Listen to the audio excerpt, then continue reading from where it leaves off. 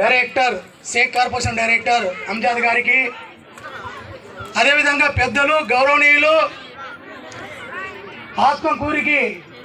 ఆత్మకూరు అభివృద్ధి బాంధవుడు మరి మన ఎమ్మెల్యే శిల్ప చక్రపాణి రెడ్డి అన్న గారికి, భువనేశ్వర్ రెడ్డి అన్న గారికి, వేదిక పైన ఉన్నటువంటి అధికారులందరికీ, ఈ యొక్క జనరల్గా అందరికీ సంవత్సరానికి ఒక పండుగ వస్తే మనకైతే 4 పండుగలు వచ్చినాయి. ఇప్పుడు క్రిస్మస్, వైకుంఠ ఏకాదశి, ముస్లిమ్స్లకు ప్రతి శుక్రవారం పండుగనే.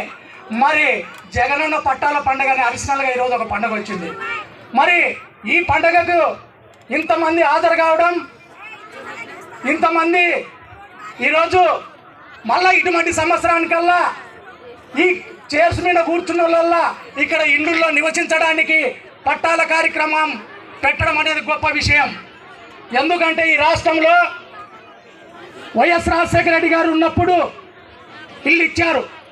ఆ రోజు ప్రతి పేదవాడు గుడిసెల నుండి కనీసం వాళ్ళ సొంత 2 రూములు ఇల్లు స్లాబ్లు వేసి వాళ్ళు ఇల్లు ఉండాలని ఒక దృఢ సంకల్పంతో ఆ రోజు గుడిసెలను తొలగించి ఇల్లు కట్టించాడు. మరి ఆయన పోయిన తర్వాత ఒక ప్రభుత్వం వచ్చింది.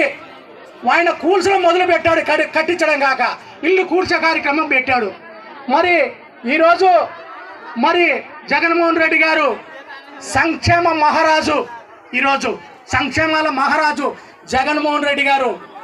ఎవరైతే పేదవాడికి ఇల్లు లేదో, ఎవరైతే ఇల్లు లేని ప్రతి వ్యక్తి ఈరోజు ఇల్లు పట్టాలు ఇచ్చి వాళ్లకు గృహాలు కట్టియాలని చెప్పి ఈరోజు మనసున్న మహారాజు చేత ఇళ్ల పట్టాలు పంపించేయడానికి ఇక్కడికి వచ్చాం, శిల్ప చక్రపాణి రెడ్డి గారి చేత. మరి ఈ కార్యక్రమం చూస్తుంటే నిజంగా ఈరోజు మనమంతా ఆత్మకూరు ప్రజారికం, పేదరికం అందరం ఈరోజు శిల్పన్న గారికి మనం రుణపడి ఉంటాం. ఎందుకంటే శిల్ప చక్రపాణి రెడ్డి గారు ఈ రాష్ట్రంలో ఏ పని మొదలుపెట్టినా అది రాష్ట్ర వ్యాప్తంగా సంచలనంగా ఉంటుంది. ఆ రోజు 3 నెలల ఎమ్మెల్సీ పదవిని 3 నిమిషాలలో రాజీనామా పత్రాన్ని పంపించినటువంటి చరిత్ర ఈ అదే 3 నెలల్లో 6 సంవత్సరాల పదవిని 3 నెలల్లోనే రాజీనామా పత్రాన్ని సమర్పించి అట్లా తూచప్రాయంగా పక్కకు పెట్టినటువంటి నాయకుడు శిల్ప చక్రపాణి రెడ్డి గారు.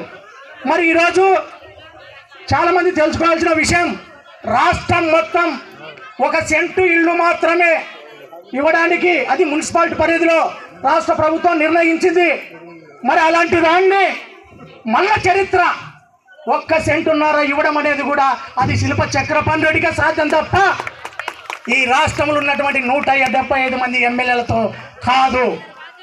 మరి ఇటువంటి ఎమ్మెల్యే మనకు 2011లో ఆత్మకూరికి రాజకీయం ఆ రోజు ప్రవేశం చేశాడు. జనరల్గా ఎమ్మెల్యేలు ఏం చేస్తారు?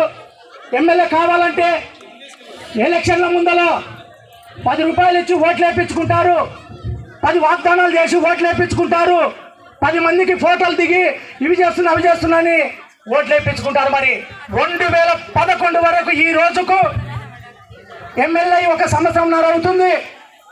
అంతకంటే ముందు ఎమ్మెల్యే కాకుండా మరి ఈ ఆత్మకూరు అభివృద్ధికి ఎంతవరకు తోడ్పడ్డాడు? ఎమ్మెల్యేలు కాకుండా కేవలం ఒక వ్యక్తిగా శిల్ప చక్రపాణి రెడ్డి అన్న గారు ఎంత ఆత్మకూరు అభివృద్ధికి తోడ్పడాడో మనందరికీ తెలుసు. మరి ఈరోజు ఆయన సొంత నిధులతో ఆత్మకూరికి మినిమం నాకు తెలిసి అంటే నేను ఊరికే పై లెక్కలు వేసుకుంటే కూడా ఆత్మకూరు నిజవర్గానికి ఎమ్మెల్యే కాకముందు కనీసం ఒక 60-70 కోట్లు సంపాదించిన డబ్బులు ఈరోజు ఆత్మకూరు ప్రజలు అభివృద్ధి కోసం కష్టపెట్టాడు తప్ప తన కుటుంబానికి కానీ తనకు కానీ ఏ రోజు కూడా ఆలోచించినటువంటి వ్యక్తి కాదు శిల్ప చక్రపాణి రెడ్డి అన్న గారు.